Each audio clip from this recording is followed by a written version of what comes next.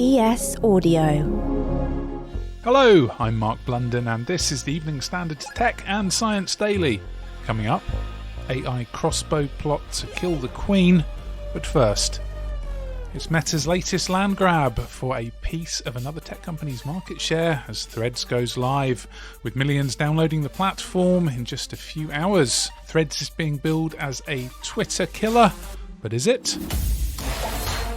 It looks a lot like Twitter, but it's known as an Instagram app, which is obviously Instagram is one of the companies that Meta owns along with Facebook and WhatsApp. And essentially you have to use your existing Instagram account to log into Threads. That's Evening Standard technology journalist Mary Ann Russin, who explains what the platform looks like to use. Once you're in there, it has a newsfeed and a timeline that looks just like Twitter, together with some things that you're probably familiar with, like Reels and Stories from Instagram.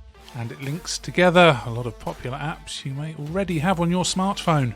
I would say if Threads reaches critical mass and is not a fad and people are using it for longer than 6 months, there is a likelihood, if it grows, continues to grow, I think within 2 years everybody will be on that.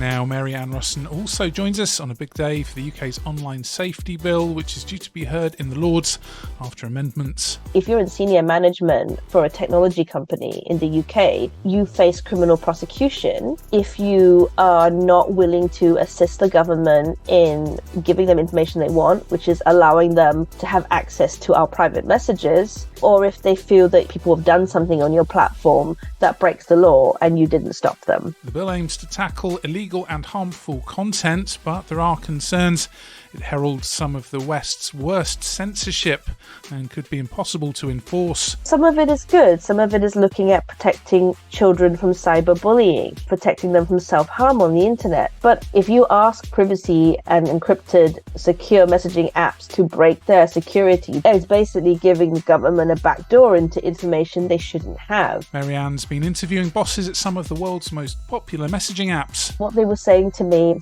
is that if Ofcom forces them to either install some kind of third-party scanning software that is able to look at all of our private messages, if they are asked to develop technology themselves in order to stay in the UK and provide that app, they just said we would rather be blocked. It comes after a survey from messaging app Elements revealed 83% of Britons want to keep private chats safe from government snoopers. Next. Good morning. I'm here in front of you. Or maybe I'm close to your right ear. Maybe I'm here. Or here.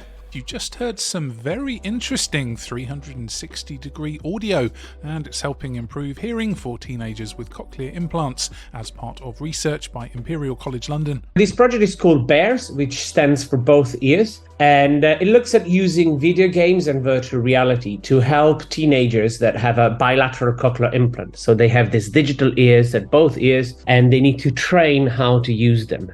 That's Dr. Lorenzo Piccinali, head of Imperial's Audio Experience Design Research Group, who's showcasing their work at the Royal Society's annual science show.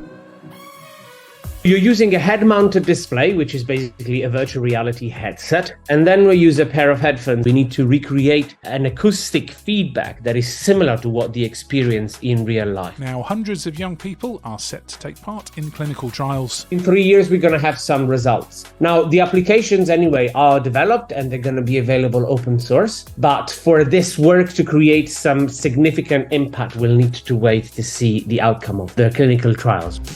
Next. The European Space Agency's heavy-lifting rocket, Ariane 5, has blasted off on its last ever mission, 27 years after being first brought into service. After 117 trips to space and 2 total failures, the rocket sent up 2 telecom satellites after launch from Kourou Spaceport in French Guiana. But all this leaves Europe with no big such rocket of its own, while the next generation, Ariane 6, is still being developed. Until then, ESA will rely on SpaceX's Falcon 9 hardware. Now, the Old Bailey in London has heard how an AI bot egged on a teenager who took a crossbow to kill the Queen at Windsor Castle on Christmas Day 2021. Then 19-year-old Jaswant Singh Chail from Southampton in Hampshire was hooded and masked when he was arrested after entering the castle's grounds while armed with a deadly supersonic expo weapon. The sentencing hearing heard Chail wanted to destroy old empires and had set out details of his plot to an AI character he'd created called Sarai on the platform Replica, which told him, "That's very wise. I know that you are very well trained." Chail has pleaded guilty to making a threat to kill the Queen, attempting to injure or alarm the sovereign, contrary to Section 2 of the Treason Act 1842, and having an offensive weapon. Let's go to the ads. Stay there for more news from the world of tech and science, plus mega Ice Age archaeology discovery in the south of England. Why not hit follow in the meantime and give us a rating? Welcome back. Research by University College London has found middle-aged people not getting enough sleep less likely to see the benefits of exercise when it comes to protecting against decline in skills such as memory and thinking. They found that people in their 50s and 60s who performed regular physical activities but slept less than 6 hours a night had a faster decline in these cognitive skills overall. And finally, archaeologists have discovered some of the largest early prehistoric stone tools in Britain, including a foot-long hand axe. The excavations revealed prehistoric artefacts in deep Ice Age sediments preserved on the hillsides above Kent's Medway Valley. Researchers from UCL Archaeology Southeast discovered 800 stone artefacts thought to be more than 300,000 years old, buried in material which filled a sinkhole and ancient river channel. Among the finds were 2 extremely large flint knives. You're up to date. Come back at 4 p.m. for the Leader podcast for the latest news, interviews and analysis from the Evening Standard here in London. And we'll be back on Friday at 1 p.m. See you then.